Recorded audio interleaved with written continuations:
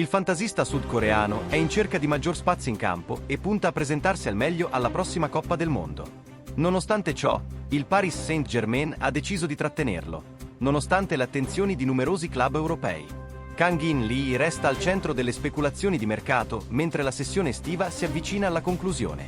Il centrocampista offensivo del PSG ha manifestato fin dall'inizio della stagione il desiderio di giocare con maggiore continuità, proprio per prepararsi al massimo in vista del prossimo mondiale. Tuttavia, sotto la guida di Luis Enrique, l'ex Mallorca ha trovato poco spazio, soprattutto dopo l'arrivo di Khvicha Kvaratskhelia lo scorso gennaio. Il giocatore non ha escluso la possibilità di lasciare Parigi e, secondo quanto riportato dall'Équipe, sta ricevendo numerose chiamate da parte di club interessati. Tra le squadre che hanno mostrato interesse ci sono il Napoli e alcune formazioni della Premier League, pronte a offrirgli un ruolo più centrale e possibilità di crescita. Nonostante le offerte e la disponibilità del calciatore ad avviare trattative, il PSG non sembra intenzionato a lasciarlo partire nell'immediato. Questa incertezza sta creando tensione sia nel suo entourage che tra i club interessati.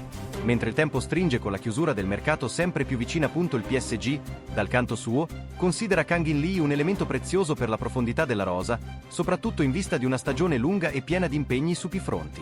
Il club parigino ritiene che, nonostante il suo utilizzo limitato finora, il giocatore possa rivelarsi utile nei momenti chiave della stagione.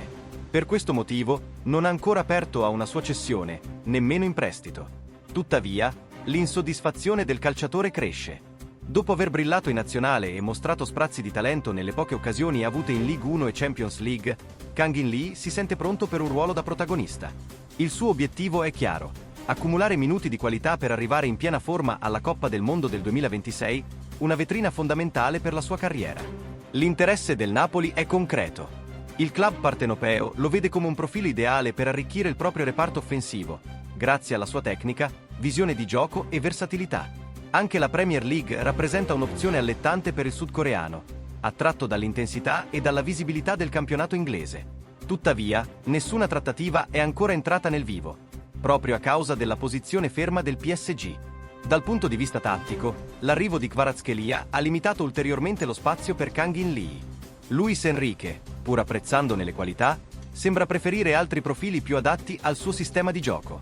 Questa situazione ha portato il giocatore a riflettere seriamente sul proprio futuro a breve termine.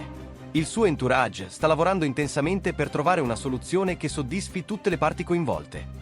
L'ideale sarebbe una cessione temporanea con diritto di riscatto, che permetterebbe al calciatore di trovare continuità senza chiudere definitivamente la porta a un ritorno a Parigi. Ma per ora, il PSG non sembra intenzionato ad accettare questa formula. Nel frattempo, Kang In-lee continua ad allenarsi con professionalità e dedizione, sperando in un cambio di scenario prima della fine del mercato. Sa che ogni minuto conta in questa fase della sua carriera e non vuole perdere un'altra stagione relegato in panchina.